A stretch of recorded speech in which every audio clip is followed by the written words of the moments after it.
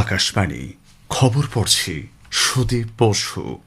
এখনকার বিশেষ বিশেষ খবর হল, পশ্চিম এশিয়ার বর্তমান সংকটের আবহে দেশের কৃষি, অসামরিক বিমান পরিবহন এবং জ্বালানি নিরাপত্তা নিয়ে আজ দেশবাসীকে আশ্বস্ত করেছে কেন্দ্রীয় সরকার। দেশে অনুপ্রবেশ রোধে সরকার নানা পদক্ষেপ নিয়েছে বলে প্রধানমন্ত্রী নরেন্দ্র মোদী জানিয়েছেন। সুপ্রিম কোর্টের নির্দেশে পশ্চিমবঙ্গে এসআইআর অ্যাডজুডিকেশনে বাদ যাওয়া ভোটদাতাদের নামের বিষয় বিবেচনা করার জন্য গঠিত অ্যাপিল ট্রাইব্যুনালের কাজ আগামীকাল শুরু হচ্ছে। রাজ্যসভায় আজ কেন্দ্রীয় সশস্ত্র পুলিশ বাহিনী সাধারণ প্রশাসন বিল ধ্বনিভোটে পাশ হয়েছে। লোকসভায় অনুমোদিত হয়েছে জন বিশ্বাস সংবিধান সংশোধনী বিল। গ্রামীণ স্বায়ত্তশাসন ব্যবস্থাকে আরও শক্তিশালী করতে পঞ্চদশ অর্থ কমিশনের সুপারিশ অনুযায়ী ৮টি রাজ্যকে ১,৫০০ কোটি টাকারও বেশি অর্থ বরাদ্দ করেছে কেন্দ্রীয় সরকার। আইপিএল ক্রিকেট প্রতিযোগিতায় আজ লখনৌ সুপার জায়ান্টস দিল্লি ক্যাপিটালসের মুখোমুখি হয়েছে। আসছে বিস্তারিত খবরে। পশ্চিম এশিয়ায় বর্তমান সংকটের আবহে দেশের কৃষি, অসামরিক বিমান পরিবহন এবং জ্বালানি নিরাপত্তা নিয়ে আজ দেশবাসীকে আশ্বস্ত করেছে কেন্দ্রীয় সরকার। নতুন দিল্লিতে আয়োজিত এক উচ্চ পর্যায়ের আন্তঃমন্ত্রক বৈঠকে কৃষি ও কৃষক কল্যাণ দপ্তরের অতিরিক্ত সচিব ডক্টর মনিন্দর কৌর দ্বিবেদী জানান যে দেশে খরিফ শস্যের বীজের কোনো ঘাটতি নেই এবং বর্তমানে ১৮৫ লক্ষ কুইন্টালের বেশি বীজ মজুত রয়েছে। जितने भी प्रमुख फसल हैं उनका पर्याप्त बीज उपलब्ध है। धान, जिसका सबसे ज्यादा अधिक मात्रा में उपयोग होता है, 80.9 lakh quintal, soybean 35.7 lakh quintal, मूंगफली 21.1, मक्का 11.9 और बाकी तुअर, मूंग और उड़द इनकी पर्याप्त मात्रा में बीज की उपलब्धता है। ये बीज की उपलब्धता सभी राज्यों में पर्याप्त क्वांटिटी में अवेलेबल है। তিনি আরও জানান, চলতি খরিফ মরশুমের জন্য প্রয়োজনীয় সারের 46% ইতিমধ্যে মজুত আছে। পর্যাপ্ত পরিমাণে অ্যাগ্রো কেমিক্যাল বা কৃষি রাসায়নিকও সহজলভ্য। রাজ্যগুলিকে জৈব কীটনাশক ব্যবহারে উৎসাহিত করার পাশাপাশি ডক্টর কৌর জানান যে পাইকারি বাজারে টমেটো, পেঁয়াজ এবং আলুর মতো নিত্য প্রয়োজনীয় ফসলের দাম নিয়ন্ত্রণে রয়েছে।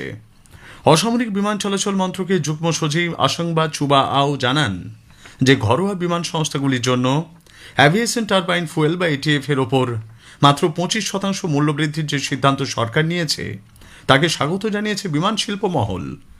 The Indian aviation industry has welcomed this important decision and strategic decision by the Government of India to implement this limited increase of 25% on aviation turbine fuel prices for domestic scheduled carriers on domestic routes. This measure provides critical relief as global energy markets face unprecedented surges due to the disruptions in West Asia. This intervention will ensure that domestic operational costs of Indian carriers remain manageable.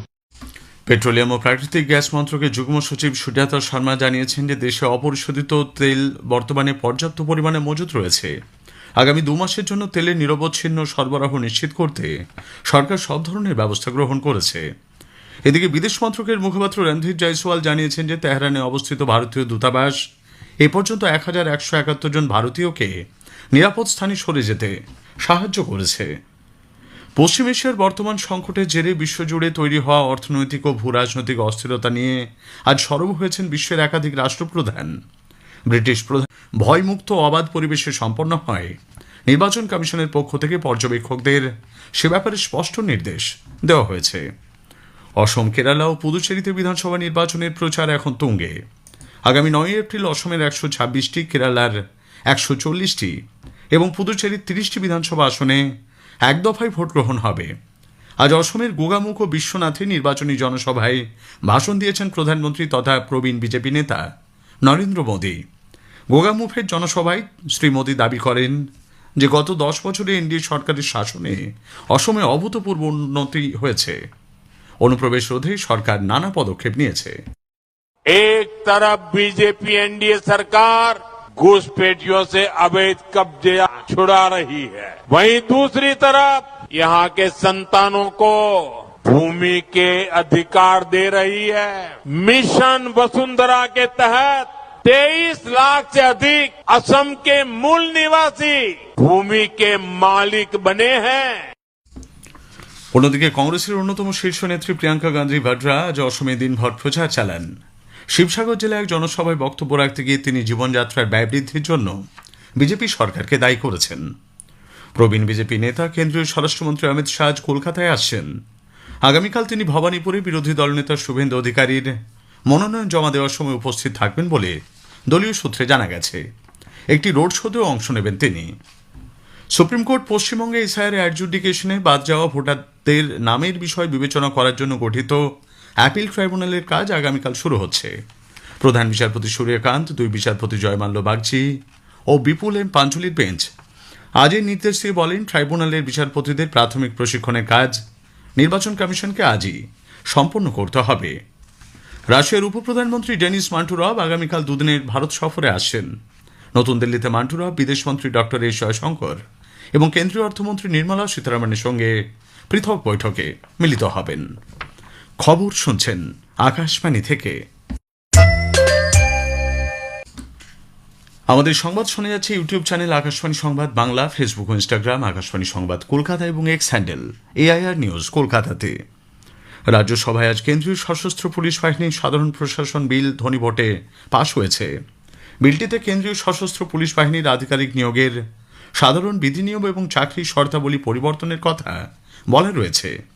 বিলে inspector general র্যাঙ্কের সমস্ত পদের 50% এবং ADG পদে 67%, এছাড়া বিশেষ মহানির্দেশক ও মহানির্দেশকদের সবকটি পদ আইপিএস সেবা থেকে ডেপুটেশনের মাধ্যমে পূরণের সংস্থান রাখা হয়েছে। লোকসভায় আজ জনবিশ্বাস সংবিধান সংশোধন বিল 2026 পাশ হয়েছে। প্রস্তাবিত এই বিলে 23টি মন্ত্রকের আওতাধীন 79টি কেন্দ্রীয় আইন সংশোধনের কথা বলা হয়েছে। গ্রামীণ স্বায়ত্তশাসন ব্যবস্থাকে আরও শক্তিশালী করতে পঞ্চদশ অর্থ কমিশনের সুপারিশ অনুযায়ী 8টি রাজ্যে 1,500 কোটি টাকারও বেশি অর্থ বরাদ্দ করেছে কেন্দ্রীয় সরকার। এই রাজ্যগুলি হল অরুণাচল প্রদেশ, গোয়া, গুজরাট, ঝাড়খণ্ড, ওড়িশা, রাজস্থান, তেলেঙ্গানা ও উত্তরাখণ্ড। সরকারি কর্মচারীদের দক্ষতা ও কর্মক্ষমতা বৃদ্ধির লক্ষ্যে আগামীকাল থেকে নতুন দিল্লিতে শুরু হচ্ছে সপ্তাহব্যাপী বিশেষ কর্মসূচি সাধনা সপ্তাহ। পার্সোনেল ও ট্রেনিং বিভাগ ডিওপিটি, ক্যাপাসিটি বিল্ডিং কমিশন এবং কর্মযোগী ভারতের যৌথ উদ্যোগে এই কর্মসূচি আয়োজিত হবে।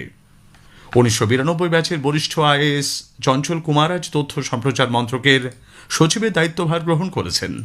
তিনি সঞ্জয় জাজুর স্থলাভিষিক্ত হলেন। মহাকাশ গবেষণার ইতিহাসে এক নতুন অধ্যায় রচনার লক্ষ্যে শুরু হয়েছে ফিরতি গণনা। মার্কিন মহাকাশ গবেষণা সংস্থা নাসার আর্টেমিস 2 মিশনের উৎক্ষেপণ আজ ফ্লোরিডার কেনেডি স্পেস সেন্টার থেকে অনুষ্ঠিত হবে।